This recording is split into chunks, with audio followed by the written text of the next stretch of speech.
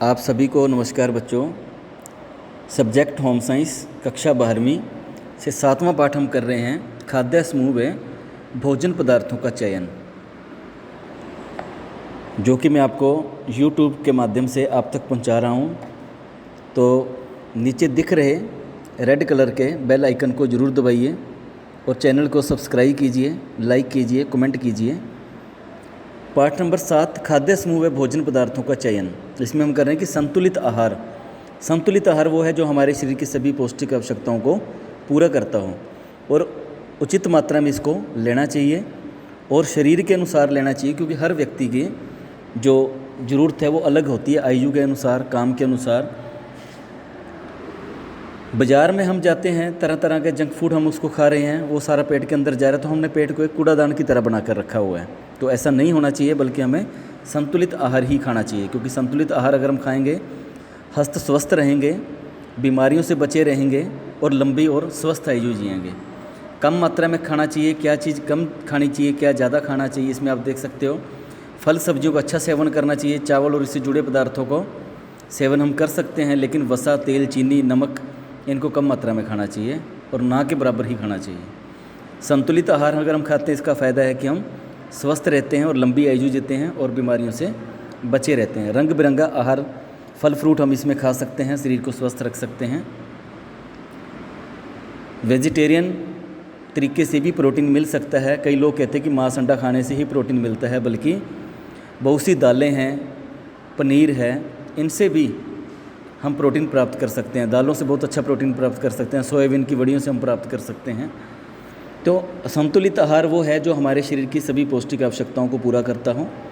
लेकिन पौष्टिक आहार जो एक व्यक्ति ले रहा है दूसरे के लिए वो सही हो, ये ज़रूरी नहीं है, क्योंकि आयु, लिंग, जलवायु के अनुसार ये बदलता रहता है। जो लोग पहाड़ों में रह रहे हैं, जो समतली एरिया में रह रहे हैं, कुछ मैदानी क्षेत्रों में रह रहे हैं, तो सभी के लिए पौष्टिक आवश्यकताएँ अलग अलग हो जाती हैं। एक औरत जो गर्भवती है, एक औरत जो बच्चों को स्तनपान करवा रही है, दूध पिला रही है, तो उनके लिए भी संतुलित की आहार की मात्रा में परिवर्तन होना लाजमी है।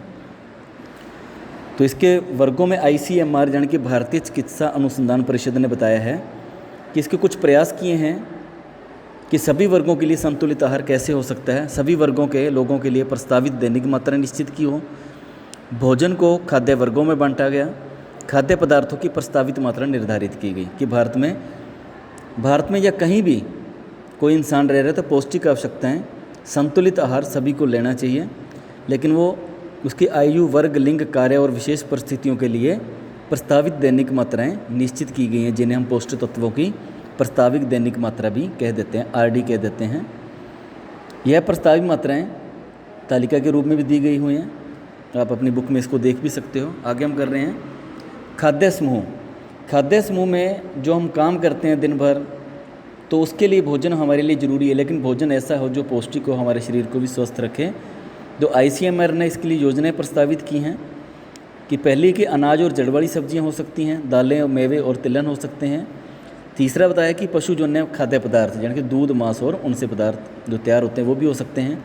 फल सब्जियाँ हो सकती हैं। वसा, तेल और शर्करा, ये वर्ग भी इसमें हो सकता है। खाद्यान्न वर्ग में बताया है अनाज और जड़ वाली सब्जियां हो सकती हैं।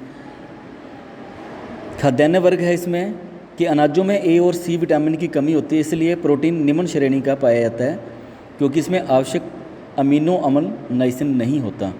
और जो चावल, मीट, रोटी, दाल रोटी, ये भी इसके प्रयोग में हम ला सकते हैं। अनाज की ऊपरी परत में विटामिन B समूह होता है, इसलिए हमें चोकर सहित आटा, बिना पॉलिश के चावल और पूर्ण अनाज का अधिक प्रयोग करना चाहिए। जबकि हम आमतौर घरों में क्या करते हैं, जब आटा गूंथते हैं उससे पहले उसको छान देते हैं, जो चोकर होता है हम उसको साइड पे निकाल देते हैं, जबकि उसमें असली जो प्रोटीन की मात्रा होती है उसको हमने बाहर ही कर दिया। जड़ वाली सब्जियां आलू, कचालू, शक्करकंदी, जिमीकंद, अरबी, टेपियोका, लेकिन ज़्यादातर घरों में हम जो यूज़ करते हैं वो आलू होता है। तो आलू से जड़ वाली जो सब्जियां हैं, इसमें से भी हम खनिज लवण, खनिज तत्व और प्रोटीन, विटामिन प्राप्त कर सकते हैं। दालें, मेवे और तिलहन है, इनमें कार्बोज, प्रोटीन, विटामिन और खनिज प्राप्त होता है। मध्यम श्रेणी की होती है। केवल सोयाबीन में उत्तम श्रेणी की प्रोटीन पाई जाती है। अंकुरण और खमीरीकरण के दालों से भी पौष्टिक मूल्य में वृद्धि होती है इससे। सूखे मेवे इसमें प्रोटीन उत्तम होता है। मूंगफली, तिल, सरसों, इसमें प्रोटीन और वसा का अच्छा स्रोत है ये। पशुजन्य पदार्थ, पशु के जन्य जो पदार्थ हैं, जैसे दूध और दूध से बने पदार्थ, इसमें दूध, दही, लस्सी, पनीर, खोया हो सकता है। दूध को काफ़ी हद तक संपूर्ण माना गया है। इसमें विटामिन सी और लोहे को छोड़कर सभी पौष्टिक तत्व पाए जाते हैं। दूध में पाई जाने वाली प्रोटीन की जो मात्रा है वो भी उत्तम होती है इसमें अंडा, मांस, मछली भी हो सकता है। इनमें विटामिन ए, B12 और विटामिन डी काफ़ी मात्रा में होता है, लेकिन विटामिन सी इसमें नहीं होता। फल और सब्जियों का हम प्रयोग कर सकते हैं। हरी पत्तेदार सब्जियां, जिसमें पालक, बथुआ, चुलाई, सरसों का साग, मेथी। तो इसमें मुख्य रूप से सब्जियों में कैरोटीन, विटामिन B2, फोलिक अम्ल, विटामिन सी, कैल्शियम और लोहे का अच्छा साधन माना जा सकता है। गहरी लाल पीली सब्जियां हो सकती हैं, जैसे गाजर, टमाटर, चुकंदर, सीताफल और सब्जियां इसमें आती हैं। इसमें कैरोटीन और विटामिन बी समूह काफ़ी अच्छा मात्रा में पाया जाता है। फ्रूट्स हम इसमें ले सकते हैं। इनमें विटामिन और खनिज लवणों की प्राप्ति होती है। कच्चे खाए जाने पर इनके पौष्टिक तत्व कभी भी नष्ट नहीं होते। सब्जियां और फलों के रेशे, जो कि फाइबर काफ़ी मात्रा में पाए जाने के कारण इससे कब्ज भी नहीं होती। वसा और शर्करा वर्ग, इस वर्ग के खाद्य पदार्थ को स्वादिष्ट बनाते जिस वर्ग के खाद्य पदार्थ हैं, इस वर्ग को दो भागों में विभाजित किया गया है, वसा और शर्करा वर्ग। वसा जिसमें कि फैट होती है, जैसे शुद्ध घी, मक्खन, वनस्पति घी, सरसों, सूरजमुखी, सोयाबीन। मक्खन और शुद्ध घी में काफ़ी मात्रा में विटामिन ए और वनस्पति घी में विटामिन डी होता है। और शर्करा वर्ग में जो मीठी चीज़ें होती हैं, जैसे चीनी, गुड़, शक्कर, शहद, इस वर्ग में आते हैं। इससे कार्बोज के रूप में हमें ऊर्जा प्राप्त करते हैं। चीनी शुद्ध कार्बोज है। गुड़ और शक्कर लोहे के अच्छे स्रोत हैं। आगे एक ICAMR की बताई हुई एक तालिका, बच्चों इसको आप अच्छे ध्यान से करोगे, जो भी पीछे पढ़ा है उसी में से ही है ये। खाद्य पदार्थों की जो प्रस्तावित मात्रा है वो बताया कि भोज्य पदार्थों के चयन को प्रभावित करने वाले कारक कौन से होते हैं। परिवार का आहार संबंधी मूल्य है।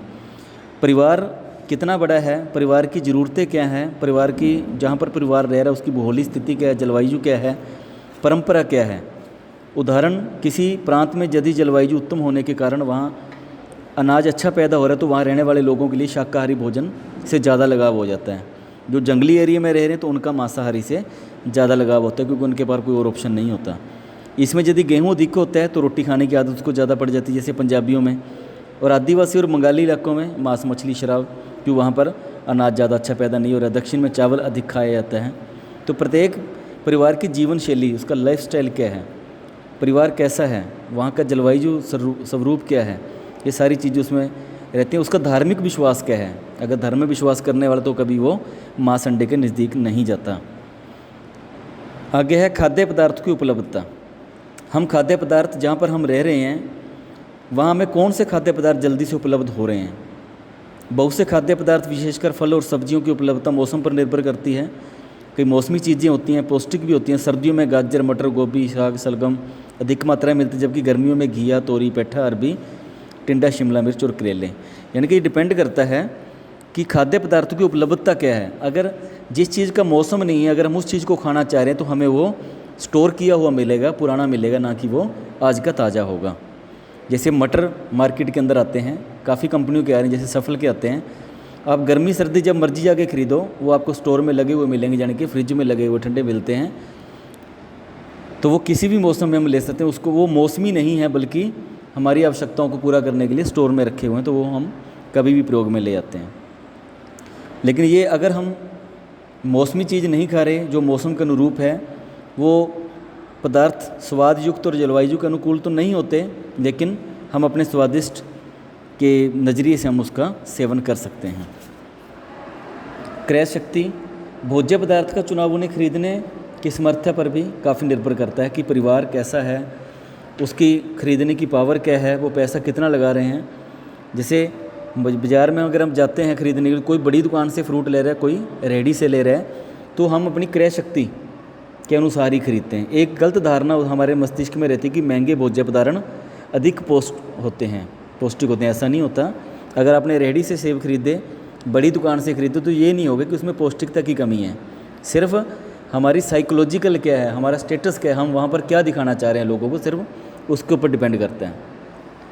चीनी का मूल्य गुड़ से अधिक है, परंतु गुड़ से लोहा प्राप्त होता है जबकि चीनी से नहीं होता। बादाम शरीर के लिए उपयोगी है, परंतु मूंगफली से भी वही पोषण मिल सकता है जो कि काफ़ी सस्ता भी है। इससे हमारी क्रय शक्ति भी बढ़ती है और परिवार के अनुरूप भी हम इन चीज़ों का चुनाव कर सकते हैं। संस्कृति, जिस संस्कृति में हम रह रहे हैं हमारा खाना पीना भी वैसे होगा। जैसे पंजाबी के भोजन में मक्की की रोटी साग, बंगाली के भोजन में चावल मछली, दक्षिण भारतीय में सांभर इडली विशिष्ट स्थान है। यानी कि जिस संस्कृति से हम रहते हैं, जैसे अगर कोई त्यौहार आते हैं तो उस त्यौहार के अनुसार ही हमारे घरों में भी पकवान बनते हैं।